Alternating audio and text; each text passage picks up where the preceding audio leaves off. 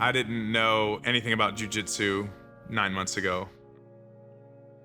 And the more and more I started to get into jujitsu and started to do it, I realized that it's something I'm not good at. That was very humbling for me to begin with. But what it translated into was a vulnerability.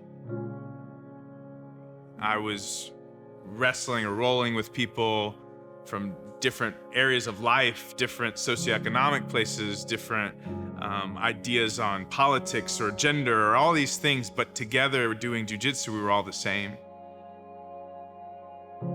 It opened up this reality that I could be vulnerable with people in a unique way, which then led me to see an opening for the gospel to share a spiritual vulnerability. Because if I'm willing to be vulnerable physically and they're willing to be vulnerable physically with me on the highest level, then I felt like I could enter in a spiritual realm and just say, let me tell you about something greater than jujitsu, which is Jesus. I honestly would have never known, when I first met Grant, that he was a pastor. He was down to earth, he was just like me, he liked training jujitsu, he was, close to my age, and, we just had a lot in common, I recently had, a big change in my life. I had been with this girl, for 7 years. She just decided she didn't want to be with me anymore. And at that point in my life, I kind of felt, just lost and betrayed, and like I didn't really have anybody else close to me, I found other believers through doing jujitsu. Luis Polo, Seth Wilson, Brooks. They really helped me, and they shared verses with me, and they checked up on me and would always be like, hey, how you doing? People have preconceived notions of pastors. People struggle with the idea of even the gospel. So to find a commonality, to find an entry point, a mutual respect, it allows the gospel to permeate hearts easier. And I've just seen that over the last couple months, that God has just continually opened door after door because of that.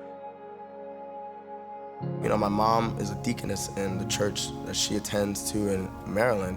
But when I was growing up, I was always turned off by it because of maybe sometimes the kind of people that are in it.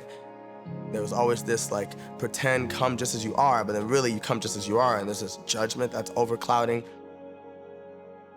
I feel like this bond with Grant, and I just see his love and his desire to make things better. And he's working on his flaws, and he makes it known that he's working on his flaws. And that's the same attitude you have to have in jiu-jitsu. Man, I've got holes in my game. It's totally exposed. Everybody can see it. I can feel it. There's no lying on the mats. I saw the realness in him. I just thought, man, this is such a great person. And he's the pastor of this church. Let me just go to this church and see what this is about. Just feeling like I didn't have that judgment. I could go to church how I wanted, in my jeans and my sneakers, and just also just be me. And that really propelled me to want to go there. It's made me want to really answer that call. That call is just getting louder and louder. It's like my phone's ringing, and it's like I can't just put it on silent anymore. It's ringing, and everyone's like, dude, you gonna answer your phone? And I'm like, yes, God, I got you here. Hello. God's like, are you ready? And I'm like, let's go. And that's kind of exactly the moment that I got baptized. It was like, man, been in this relationship with Jesus for so long, but how long can we go steady before we decide to put a ring on it? I just felt like everything was washed away. I felt like I was forgiven. Being baptized is just an outward expression of an inward change, but it's actually something I wanted to do for a while. I just never got around to it. We got my family to come. A bunch of the guys from jiu-jitsu came, and it was an awesome experience. I think being available is probably the most important thing. I've been studying scripture recently and just looking actually at that idea of when was Jesus available? Now, he didn't make himself available all the time, and in every moment there were seasons where he didn't engage the crowd. But most of the time in scripture, we see that he was available to whoever. If it's the leper, if it's the blind man, if it's the woman bleeding, if it's the Pharisees, the religious, he was available. And I've seen that even with Jimmy and with Will, just being available is more important than getting something done. Christ calls me to be available, and that's what I believe is going to happen when we have a permanent home. It's going to be easier to be available. It's going to be easier to invite people into our home instead of a rented space.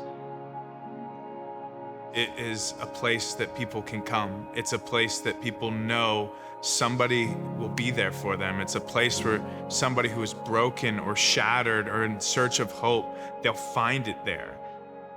That's not the reality of right now. They can show up and no one's there. They could show up and nothing. But when we have a permanent space downtown, when we have a place where is a light in a very dark area, everyone who comes down Jones Street will know, I can find hope there. I can find Jesus there. Now we get to make a place a home for all who are going to come to Christ downtown.